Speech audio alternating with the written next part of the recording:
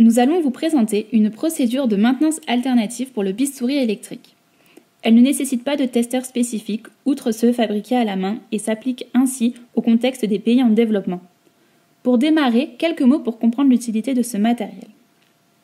Le bistouri est un générateur de courant électrique de haute fréquence qui permet la section et l'hémostase des tissus lors d'une intervention chirurgicale. Il peut être utilisé sous deux modes, monopolaire et bipolaire. Il possède 4 types de coupe, la coupe pure, bipolaire, hémostase et coagulation. Dans cette procédure, nous allons tester le mode monopolaire du bistouri électrique. Pour réaliser la maintenance préventive du bistouri électrique, il faut consulter et suivre en priorité la documentation technique du fabricant. Pour une maintenance sans CME, de quoi avons-nous besoin? Un chiffon, un produit de nettoyage spécifique aux dispositifs médicaux, un compte-rendu de test vierge et un stylo, un multimètre, des résistances, un câble de pièce à main, un câble de plaque patient.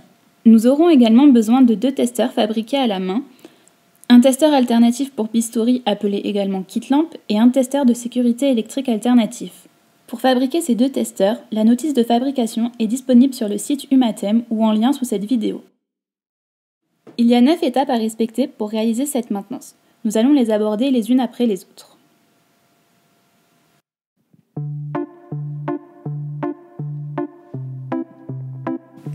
Décontaminer les câbles de l'appareil avec un produit approprié et vérifier l'absence de tout signe de détérioration au niveau des connecteurs.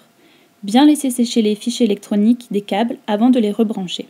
Vérifier également la propreté du filtre et le nettoyer si besoin. Vérifier la présence et l'état du câble secteur, du câble plaque patient et du câble de la pièce à main. Vérifier maintenant l'existence et la lisibilité des étiquettes d'avertissement, consignes d'utilisation et autres inscriptions externes, telles que la marque, le modèle, le numéro d'inventaire, etc.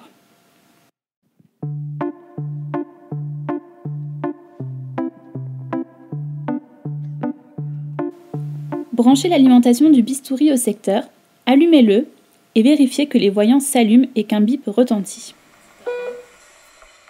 Vérifiez le fonctionnement de tous les boutons de réglage et contrôlez que les écrans et les voyants sont opérationnels.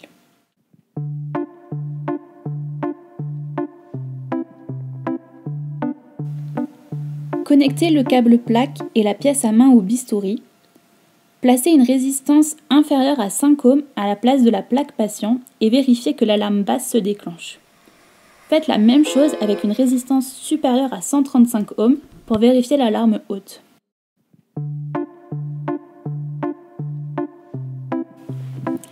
Connectez le kit lampe au bistouri. D'une part, la partie pièce à main et de l'autre, la partie plaque patient. Pour cette partie, nous allons utiliser un multimètre en mode tension continue. Pour chaque mode, vérifiez et notez l'éclairement des ampoules, s'il est faible, normal ou fort. Mesurez ensuite la tension aux bornes du condensateur à l'aide du multimètre et notez-la sur la fiche de suivi. Une fois les mesures faites aux puissances de 10, 30 et 50 watts, vous pouvez vous référencier aux ABAC pour déterminer la puissance associée à la tension mesurée. Vérifiez que cette puissance se situe dans la fourchette associée. Faire de même pour le mode coagulation-fulguration.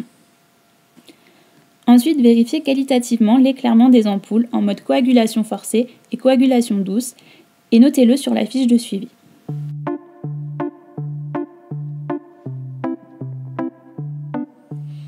Nous allons à présent vérifier les courants de fuite haute fréquence. Pour cela, mettre une résistance de 100 ohms à la place de la plaque patient, relier un côté du kit lampe à la terre et l'autre côté à la pièce à main.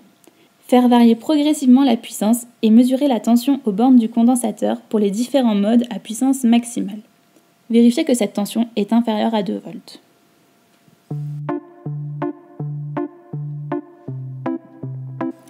Nous allons maintenant vérifier les courants de fuite à la plaque. Pour cela, reliez le côté plaque au testeur et reliez le côté haute fréquence du testeur à la terre. Faire varier progressivement la puissance et mesurer la tension aux bornes du condensateur pour les différents modes à puissance maximale. Vérifiez que cette tension est inférieure à 2 volts.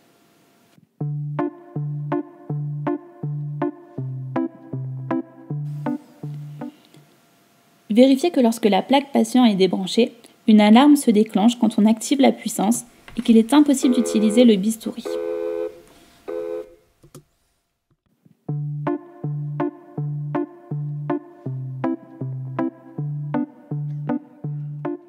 comme pour tout équipement, le test de sécurité électrique est obligatoire. Les tests suivants se déroulent sans activer la puissance. Nous allons commencer par mesurer la résistance de terre entre le châssis et le plotter du câble secteur avec un ohmmètre. La résistance doit être inférieure à 0,2 ohm. Nous allons maintenant mesurer le courant de fuite au premier défaut entre le châssis et la terre du bâtiment. Pour cela, coupez la terre de l'appareil à l'aide du kit de mesure de courant de fuite. Le courant mesuré entre le plot de terre et le châssis doit être inférieur à 0,5 mA. Et pour finir, on mesure le courant de fuite entre la terre et la pièce à main. Le courant mesuré doit être inférieur à 0,05 mA.